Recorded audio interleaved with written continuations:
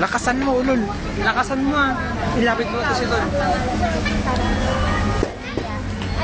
Siya si Alea, siya si Abel. Si Alea, 11 years old. Tapos si Abel, 10 years old. Tama? Tapos, bakit kayo nagbibenta kayong babae? Tapos, siya daw para may pagkain. Siya naman para makatulong sa parents niya sa family nila. Tapos, ano yung pinakamahirap na karanasan niyo na habang nagtitinda kayo ng plastic dito sa palengke? Yung pinakamahirap na karanasan niyo, yung mga nangyari sa inyo habang nagtitinda kayo ng plastic.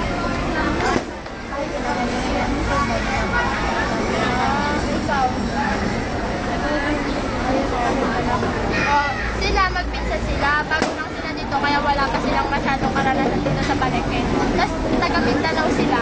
So, hindi sila nag-aaral dito sa Baguio, pero sa Mindanao nag-aaral.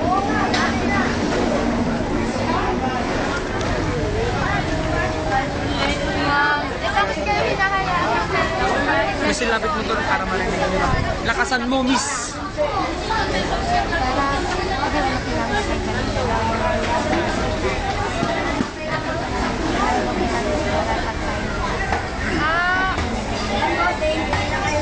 Ay, kayo yung bumibili ng pagkain kung nakabili na kayo. Eh, bakit wala sila dito? Ay, sa Mindanao. Eh, sino kasama nyo dito? Sa Baguio? Ha? Doon ba kayo nakatira? Ha? Sa baba ng hangar daw sila nakatira. Tapos yung mga parents nila nasa Mindanao, nagpa-farmer. Tapos ang mga kasama nila dito, mga ate lang nila. Sila yung nagpapadala ng mga pagkain doon sa Mindanao. Eh, paano yung buhay nyo dito? Hindi kayo nakakapag-aral. Araw-araw kayo dito sa palengke. Magkano yung nabibenta sa isang araw? Isang daan. Pwede 2 oras kayo nga. 100 kayo.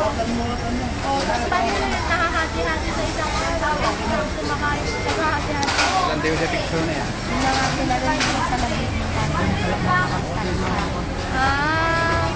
Ilan ba kayo magkakapatid? 7. Kasi dapat siya. Ilan kayo sa bahay? Nagre-renta lang kayo.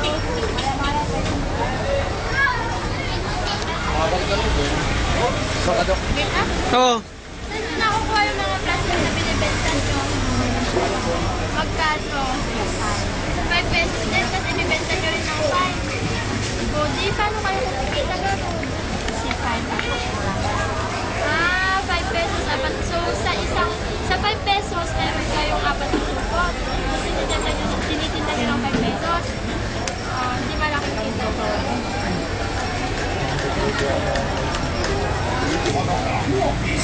Di ba taga Mindanao kayo? Layo-layo ng Baguio sa Mindanao. Bakit nyo naisipan na sa Baguio pusa? Tapos magtitinda lang kayo. Para maghanap buhay. Tapos pero wala kayong sigurado ang buhay dito sa Baguio. Nagbibenta lang sa eh, paano kapag nakikita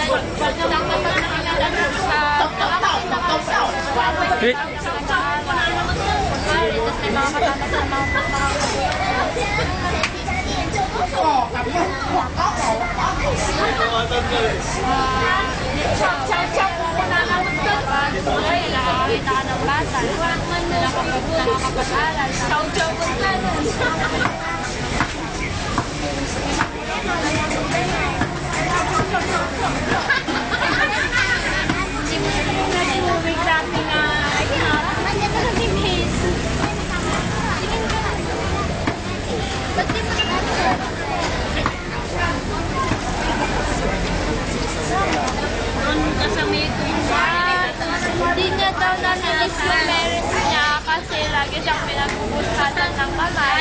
So, mas gusto niya na lang na nandito sa Baguio. Parang malaya sa parents niya. Eh, ikaw, ba't di mo namilis parents mo? Tapos eh, hindi. Ay, magkaiba rin siya.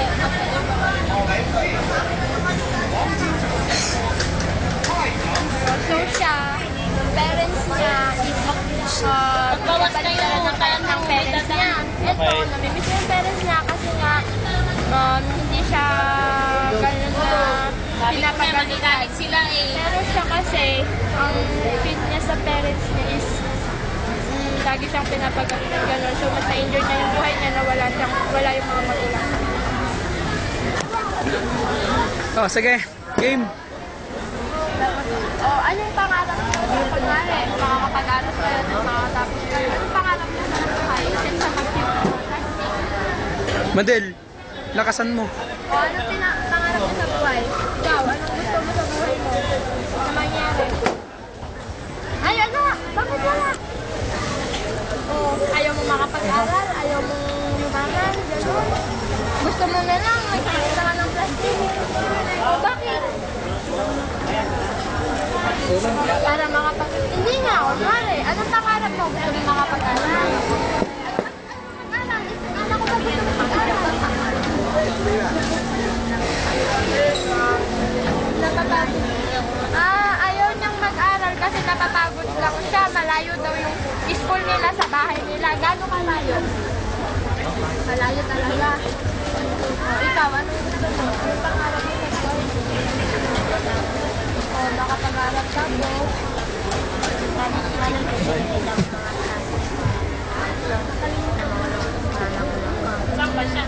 Siya, ang pangarap niya, puro pa rin sa family niya. Sana daw marami siyang matindang plastic para may maipadala siya sa mama niya, sa parents niya. Ito naman, ayaw niyang mag-aral dahil malayo daw yung school, mapapagod lang siya. Kaya gusto niya na lang magtinda ng plastic. Mas nag-enjoy siya dito. Di ba sabi niyo, farmers yung parents ng dalawa. Bakit kailangan niyo pa pumunta dito sa Baguio? Hindi ba kayo kayang buhayin yung pag-farm nila? Pagturo ka ng tato. Pero, parang nakakaya sila rin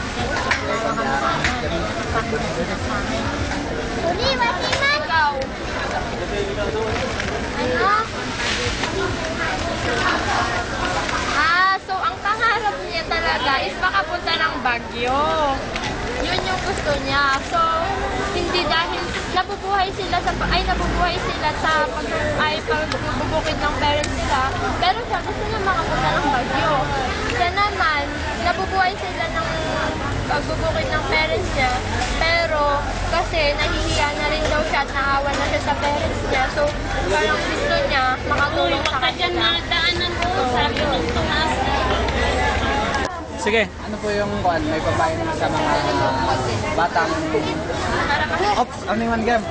Ano po yung kahit ano sa inyo pwedeng magsagot? Ano yung may papayo nyo sa mga batang mas maganda yung buhay? Mayroon sa kanila yung kanyang mga magulang, sila yung mga hindi sila yung kumaka sa kanilang kabuhayan. Ano yung masasabi nyo sa kanila? Ikaw, Mabel? Abel. Ha? Pass daw. Sa atin muna. Parang yung maisip nyo na pwede nyo masabi sa kanila. Alaya, ikaw.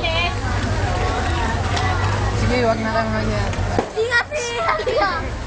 Mag-aral silang mabuti. Sila po yung nahihiya. Gagatay ko to. Ganun, sabihin mo sila. Sige. Ano yung masasabi nyo sa mga batang mas maganda yung buhay kaysa sa inyo? Na meron silang mga magulang na nagbabantay sa kanila. Ano po yung masasabi nyo? Kahit... Ako si Mane. Si Rambut Telo. Suwet Telusuran. Sa mga kabataan. Ikaw, Abel, ano yung masasabi mo? Lubo. Lagot! Si Rambut Telo. Ano? Lagot! Ulitin mo lang yung sasabihin niya, Tol. Ano yun? Para... Lagot!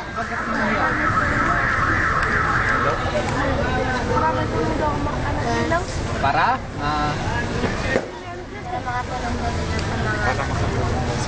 Anak nila? Hindi yung... sa anak nila sa future. Huwag kayong ganyan. Ayon sa nahihiyang ito, para daw makatulong sila sa kanilang anak nila sa future. Para po makatulong sila sa mga anak nila na hindi sila magiging kagaya nila dahil siguradong lahat naman hindi gustong maging katulad nila. Yun po yung ayon sa batang to.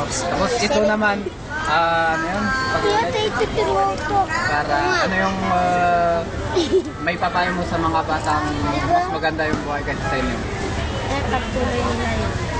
Para Patuloy sa kanilang pag-aaral. yung sabi niya po, para ipagpatuloy nila daw yun po yung pag-aaral para makapagpatapos sila kayo ng pag-aaral, di gaya nila.